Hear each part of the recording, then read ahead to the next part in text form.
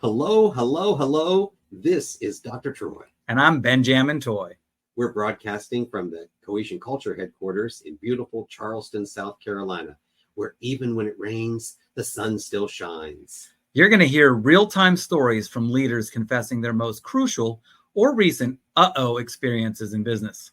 Learn what their cost them, steps they took to fix it, and how they planned to not do that one again. Welcome, cohesive leaders.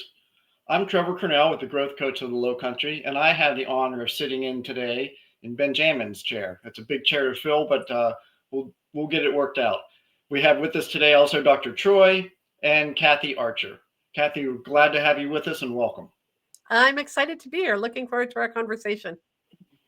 Absolutely. So Kathy, one of the things we like to do to get started with our guests is to have you tell us something about you that is not on your resume or your social media profile. Oh, not on my resume or on my social media profile. Well, okay, so this isn't on my profile, although I probably post pictures about it in my stories. I am an avid crocheter. And so I have 5 granddaughters, 4 kids, 5 granddaughters, grandbaby boy on the way. And I've crocheted everybody a blanket, an Afghan. And yes, I'm now sitting outside in the gazebo because I typically crochet in winter, but I'm now sitting outside in the gazebo because I've got to get this one done before grandbaby shows up in November. So that's one thing that I do. I love that. My mom and my grandmother and my niece has all picked up crocheting, and my niece, I think, because my mom was such a great influence for her, loves to crochet and makes these elaborate Afghan like bedspreads, and she also does a lot of work with the Veterans Association, and so she'll make Afghans and things for that association. So yeah, it's kind of nice and sweet. Yeah, I have one that is going in the fundraiser for our library Christmas concert, or they do like a Christmas tree thing. But yes, I have this beautiful Afghan that's going as a fundraiser. So yeah, I'm excited about that. What a nice tradition, and thanks for sharing that with us. Yeah. Now, as we kind of get started, we also want to know a little bit about who you are, and it's who you are as in your identity, not who you are as in your role. We'll get to the role in a minute, but what we would really like to hear is a description of you or descriptive words that people will say about you, um, like when you're not in the room, and Yeah. well, or at least what you hope people will say about you when you're not in the room. Absolutely. Well, So, what would some of those words be? one of the things that people often say is that I'm genuine and practical. And sometimes that kind of hits me a little bit that, oh, is that all I get? But I think it's that I'm very authentic. What you see is what you get. I don't put on some facade. If my dog barked in the background, that would be okay. If I made a mistake, which we're going to talk about, I will own up to and admit to it. But also just that, like I say, in my stories on Instagram, you'll see me crocheting. I don't put stuff on that is, just perfectly aligned to make you see something that's not there.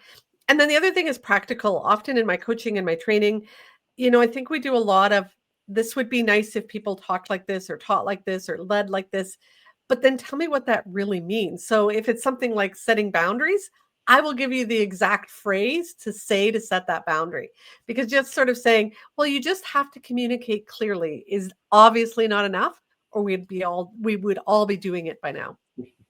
Yeah, definitely for that. And I like, I really like the way you talked about being authentic.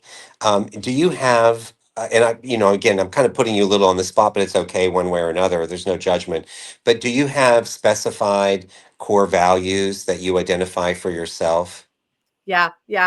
And those values lead me very strongly. I'll tell a quick story because my husband's not here and it's okay. He probably knows I would tell the story anyhow. On the weekend, he's cleaning up the driveway, and you're not allowed to put chunks of asphalt into we're not allowed to take them to our landfill. And so he's going to put them in the dumpster and hide them. I'm like, you can't do that. So for me, it's those kinds of things that, I would never leave anything under the cart at the grocery store. If somebody asks me something, I have to really find a way to say it still truthfully, even if it's, maybe not telling full truths that might hurt somebody. But yeah, please don't ask me details because I can't not lie. It's just in my nature. Yeah, no, that's really great. We actually define that as the difference between niceness and kindness. Niceness Uh, is telling people things that you think they may want to hear. It'll soften the blow, maybe doesn't cause too much of a conflict, and you kind of just, softly get around it. Kindness is telling people the truth, but doing so in a way in which they can hear it. yes, that's So, exactly it. yep, that's what it is. Trevor, how about you? I don't think I've asked you before. Do you have specific values that you relate to as what you would consider your own personal core values? I do have a couple of them. Accountability, I think, is probably the biggest one. That to make sure that if I say I'm going to do something, that I do it and follow through. And I think along with that goes integrity, because you have to have integrity to be accountable. Right. Okay, it makes sense. So mine are approachable, believable, and compassionate. Hmm, nice. Those are my three, my little ABCs. ABCs for Dr. Troy. That's it. And then D for Dr. Troy. There we go. But enough about me, my favorite topic. Let's talk about you, Kathy. Okay. So now that you've given us some idea of who you are as your identity, we really have an opportunity to really connect with you. It's like our connection before content. Now, what are some of the roles that you play? I know, like, you're a podcaster, I know you're an author. So go ahead and elaborate on any of those roles for us right now. Yeah. So when women leaders, primarily in the nonprofit sector, who is who I work with, feel that sense of overwhelm and in over their heads, imposter syndrome kicking in, I help them really rein in that self-doubt and then learn the skills. I think we struggle with confidence because we're often not competent. We move into leadership without the training, the support to get there.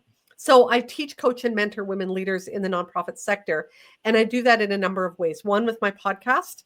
I have two books that the first one is Mastering Confidence. The second one is Character Development, Character Driven Leadership for Women.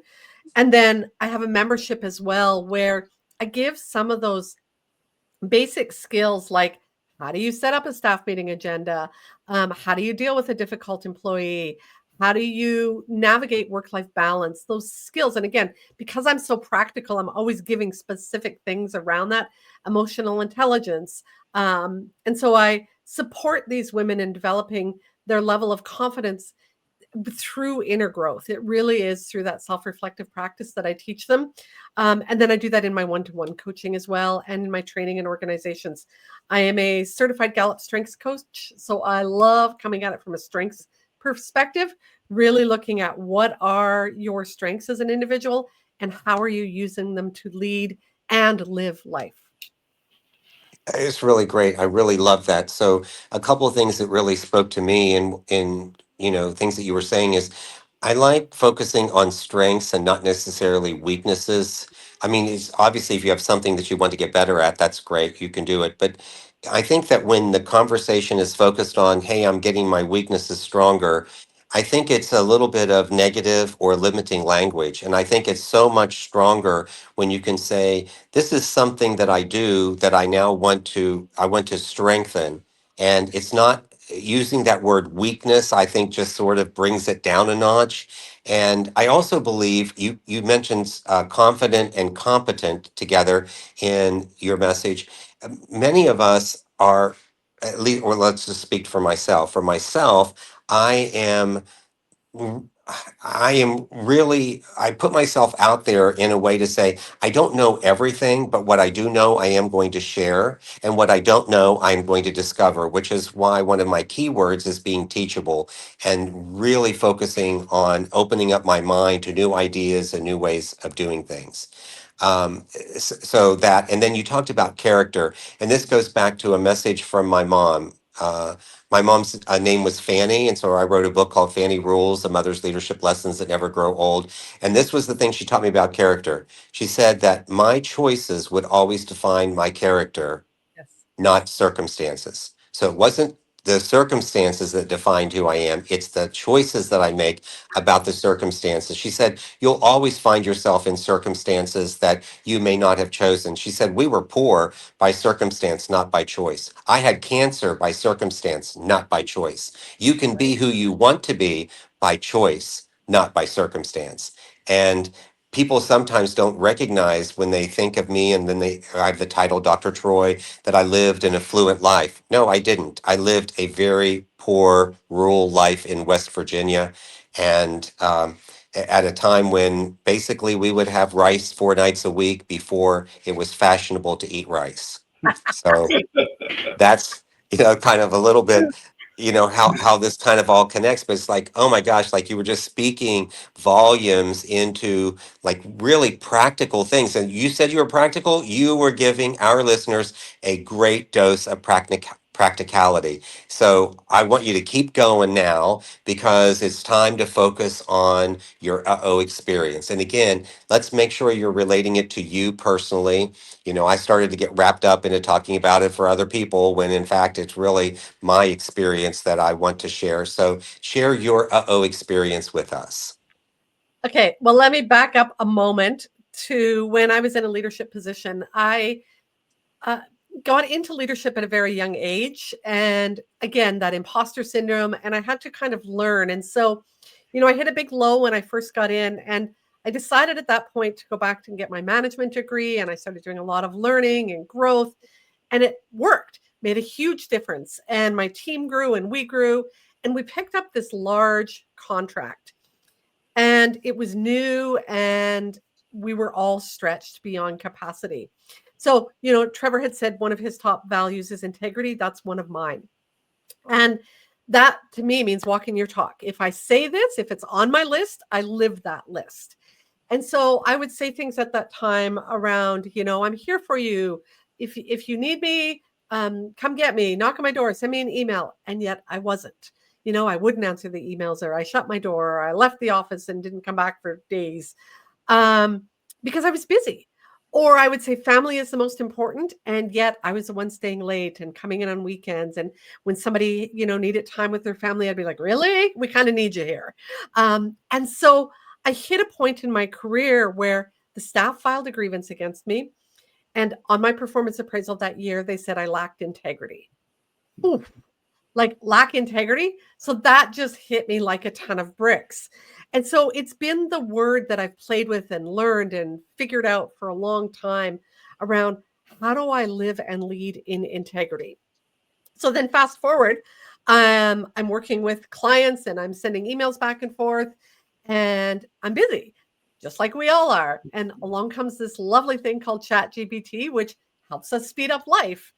And so I was just in a hurry, and I was in my kitchen, and I had my phone, and I often speak into my phone if I'm doing a text message or an email or something. And I'm like, I'm just going to ramble this into chat so that they can put it in order, because I was telling her that here's an exercise and here's your homework and do this, right? And so I rambled it into ChatGPT, copied, paste, hit send. She replies and she says, yes, got the homework, da, da, da, da. And by the way, your instructions to AI were still in the email. Oh, like integrity just, that is not what I want. And so, yeah, I had to sit with that for a minute. I got that feeling in the pit of my stomach. And, my first thought is like, just pretend it didn't happen, ignore the message. I'm like, no, that's not who you are, Kathy. So I did. I responded honestly, and I said, here's what I did. And thank you for calling me on it, because now it's going to help me in the future make sure that I'm either telling people I'm using AI, or I'm making sure that the little ending saying AI wrote it is not on there. Wow. Wow. So, that's which is very important, because this, the technology and how we utilize technology for our jobs and our functions and things, it's not a bad, it's not an evil, but I think for you, it was more of a declaration, right? Yeah. Yes, very much so. Yes. Okay. So, what did that cost you? Yeah. Well, funnily enough, some of my coaching is with an organization, and we get monthly ratings on how we're doing. And that was the first time my rating dropped below 100%. And it was like, oof, like just that reminder that people are judging you. Back to character. Um, like you said, our character is the result of our choices, but it's also our reputation. It's what people think of us. And I've often heard people say, I don't care what people think of me. Like, who I am is who I am. And I'm like, yeah, we can't spend our lives worrying what people think of us. And you must, especially as a leader, worry about what people think of you, because your reputation and your character are vital for, are they going to follow you? Are they going to come alongside you? Are you going to be able to motivate them? So it's that catch-22 that we're in as leaders, is how do I not care what people think, because I can't spend the rest of my life worrying about what people think about me, but also care what people think about me. Right. So, I think I mean, that's great to do that. But I have a follow up to the other part that you said before that, and I just didn't think to ask it soon enough. And that is, how did the reputation, how did it play out with the individual who called you on the AI? Yeah. I think it left our relationship with a bit of an edge. Um, and I could tell that it's not that she didn't trust me, but I think she probably questioned my motives, or, if she's using AI to write this, what else is she using AI to write? Right. And so again, with the individual, we finished our coaching arrangement. It didn't impact, like, she didn't stop coaching with me or anything, but there was an edge there. There was a wall that sort of came up, and she was cautious not to step over it. Okay, so because we both are coaches, and so I heard something in your speaking. Would you be okay if I just ask you for some 100%. additional questions? Okay, great, thanks. So in that you said, I don't. It's not like she. Well, I don't think she trusts me, but I don't think it's like she didn't trust me. But it sounded like she didn't trust you. So, interesting thing about trust. Trust is not a switch, yes or no. Trust is based on different components. So, I might trust you as a mechanic to fix my car, but I may not trust you to fix it quickly, right? Or I may not trust you to be nice and kind when you're doing it. And so I think she trusted me in certain ways, but not always. And so I Mm, think there was a way that she probably trusted my competence to coach and to help her, but she probably didn't trust my the word's not going to come out right, but genuineness, right? She sort of okay, was like, "Are you for real? Or are you faking it?" right. Right. Okay. I got that. So, and then you learned from that particular mistake. So, what do you do now to make sure that you don't do that again? I double check when I'm copying and pasting from any AI, but I also am more honest that I use AI. Um, sometimes when I'm with, it's fun. So I'm a Gallup strengths coach. I can take their top 5 and pop it into AI and just say, and I will also use like other assessments, and I might put their top 5 of each in and say, tell me what this person's like, and then I'll read it back to them and say, how does this land? Right? It's fun to be able to help them kind of go, okay, so I'm struggling with this problem. How could I use my strength to do that? And yeah, I'll say, here's what Chat GPT says. What do you think? Not all the time, and I only do that occasionally, but I'm upfront and honest about it. I don't kind of pretend that that's me asking the question. I will say, hey, you want to try it in chat and see what chat has to say? And we'll do it that way. So, how do your clients respond? They love it. I mean, I don't, like I say, I don't do it with all of them. I do it with the ones that I know are probably already using Chat GPT, because so many people are, or are having fun with AI or curious about AI. And that's again that trust building. If there's already a level of trust there that we've talked about, that kind of technology and how it can help or hurt us, then we can talk about, so let's use it in a way that helps us, right? Here's a way to do that. I have an agency that I'm doing training with on how to use AI in your nonprofit leadership role, because it's there, it's available to us, and so many people don't know how to use it. And that's what I want people to understand is it's a tool to make your job quicker. It's not fixing or replacing you. But if you're trying to create here's an example. I love when people have staff meeting agendas and it's a topic. I'm like, that's lovely, but what are we doing with that agenda item? And so turn that agenda item into a question that you want to answer during the meeting. So, pop your agenda in to AI and say, what are the questions? And it may not come up with the right ones, but it'll help you kind of start to think, okay, what's the question we're asking during this agenda item? What do we want to know, fix, understand, communicate?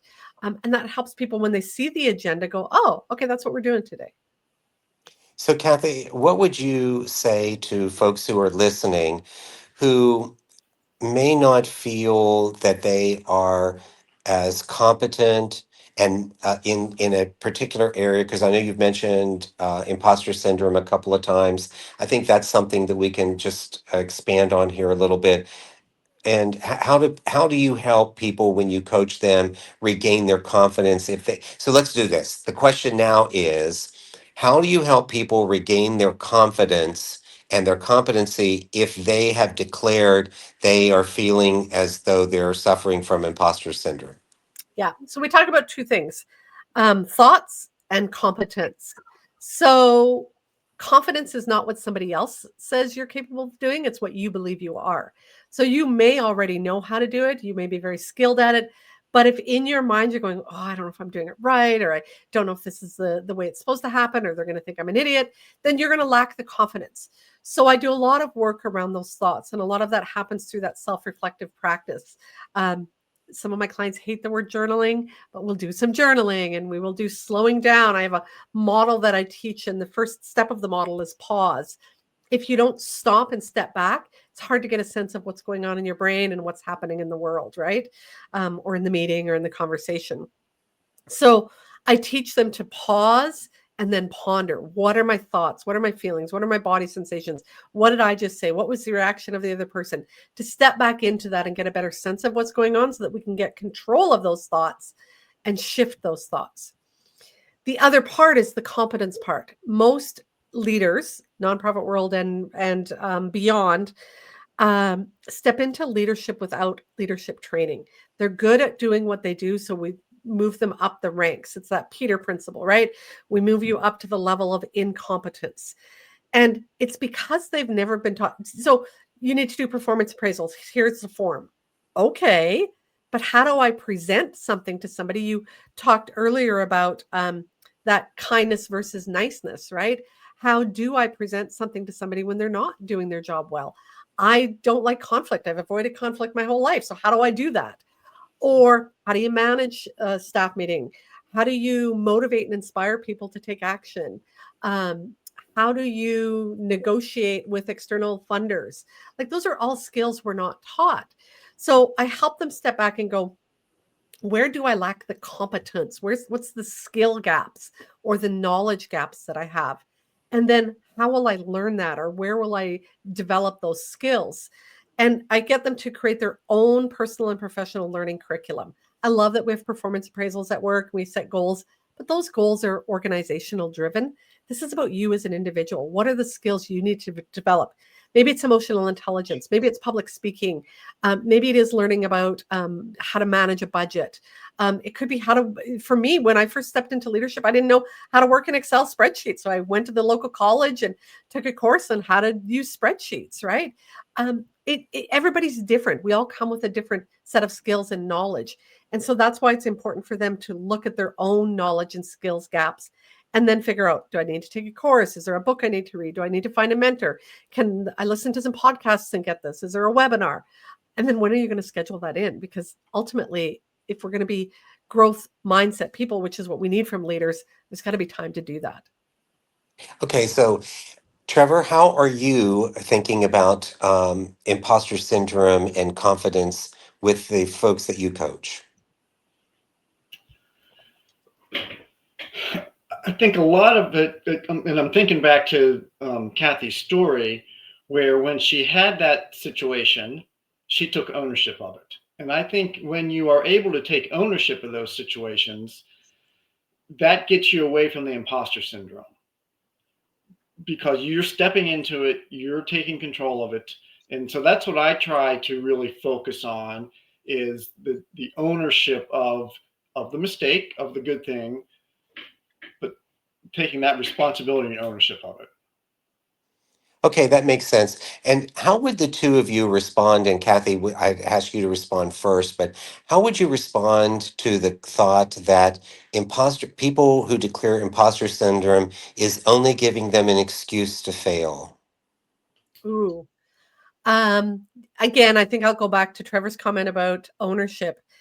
So when I was hit with the grievance from my staff, the very first thing I did was point fingers at them. If only they would help me, if only they would, be there for me. And if they don't see what I'm going through. And it wasn't until I got coaching, which helped me turn that perspective around and take that ownership back. And so I think, it is easy to sort of just throw up your hands and say, it's not my fault. And, it's this thing. But when we stop, and this is why that pause is so important, when we stop and step back and go, what's really going on here? I'm falling apart and I don't know what to do. And I need help. And again, it wasn't until I got that coaching that I started to make those shifts. Okay. Trevor, what thoughts do you have about that? I'm thinking along the same lines Kathy is. And again, I'm just going back to that when you take ownership of the situations, that you're not going to have the imposter syndrome, because you can't. You won't be able to work through them if you are taking ownership of them. And the self-limiting talk that we all have in our head is a lot of times what leads us to that imposter syndrome.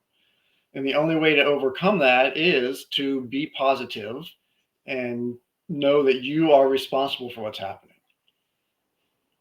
Yeah, I kind of am, I guess in my own crazy thinking about it is I I don't know if people who use so for me, like I would not use imposter syndrome myself. There are things that I don't know, but I don't think of myself as an imposter because I'm not faking it to actually say I am the expert in doing it. What I do know is there's a difference between being the expert and being an expert. I also know there's a difference between someone who has some skills and being able to do it, and therefore I'm going to live up to the level of skills that I have. And if I want to be better than the skills that I have, then I do exactly what Kathy just said and what you said, Trevor. Oh, I'll go find some skill. I'll figure it out. I'll learn this. I'll learn that. I just think that sometimes I just find that the individuals, when I work with them, are using imposter syndrome as a scapegoat. That it's something that has come across as like, oh, I can say I'm an imposter syndrome, and then I can kind of get away with not being as good about something as maybe what I would want to be. Instead of Right. just owning up to it, being more realistic about the situation and saying, yeah, I'm not the expert in this, but I'm not necessarily adult when it comes to doing it either. Right. And taking So that step to get better at it. yeah, which is it, and and that's what I heard through, and so some of this, what I heard through what Kathy was talking about is, and for the listeners was to say, yes, we are going to make mistakes. We're going to hear things that we don't want to see. But it would have been very easy for Kathy to have said, oh my gosh, I have imposter syndrome here when she heard this negative stuff, and then use it as an excuse for her not to be as good as she could be. Mhm. Because now she's hiding behind a veil of something. But she didn't choose that. She chose to say, oh, I own it, which is what you said, Trevor, and began to work through it and didn't even use imposter syndrome as a veil to cover up whatever it was that that she felt she might need to have to cover up, sometimes a safe face. It's just owning it and just and really putting it out there, and don't hide behind stuff, because you do survive. I mean, here we are, the three of us, we've been talking about this, and we've all made mistakes, but yet we've still survived. I don't typically have clients come to me and say they have imposter syndrome. And you said at the beginning, what's my identity? I don't typically have leaders identify as imposters. What I do notice is that they feel incompetent, that there's something they're missing, and they're kind of afraid that somebody's going to figure that out. and so they're scrambling to try and keep it together. That's why they're people pleasers and overwork themselves, and because they're trying to prove to the world, I got this under control, and they're like those ducks underneath kind of going, shit, I don't actually have it under control. But to your point, when it first hit me, I didn't take ownership. It took some time for me to go, oh, stop blaming everybody else. But I needed help to have that shift in perspective. And I think that's what I often tell people is ask for help. Like when you're feeling that way, there's no shame in saying, I need some help, right? And when we're talking about that learning and growth mindset, back to the practical things, I'll often say to people, just add the word yet at the end of the sentence. I don't know how to do that yet. And it opens up that thought loop for you to create that growth mindset. So figure it out, right? Of course, we don't know how to do everything in the world yet. But if we want to, and we put some time and effort and focus into it, we can learn a lot of things. But that's that growth mindset that we need to adopt. Yeah, it's really, really great. Thanks, Kathy, so much for, sharing your experience with us and then taking us down a little further deeper into this concept of imposter syndrome and how that works. And I'm like you. I think that the individuals that, and Trevor, you can speak for yourself, the folks that you work with, they really feel that they need some help or direction. And what I really love is to remind folks that asking for help is not a sign for weakness. No. Thinking you know what you're doing and screwing it up is the weakness, not asking for help. So let's just make sure that all of those leaders and those potential leaders, emerging leaders out there realize and can take away from this that it isn't going to be perfect. We are going to all survive. And when you don't know something, just ask because there's people out there willing to tell you and they're not judging you at doing it. So Right. works out really good. And I Listen think that to makes you podcasts so much like more this. authentic. What's that, Trevor? I think when you are able to do that and ask for help, it makes you so much more authentic. Oh, 100%. And I just said, listen to podcasts like this.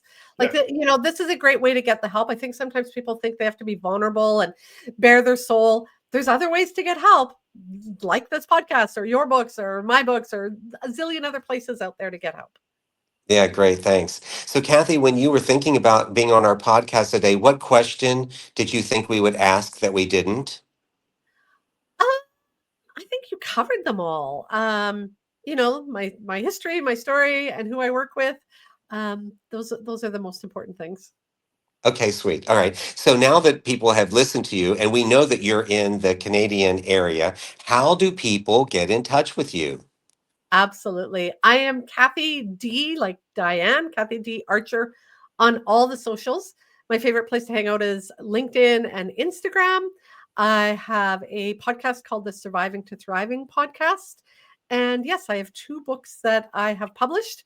Both of them are wherever you buy your books, both in Audible and hard copy.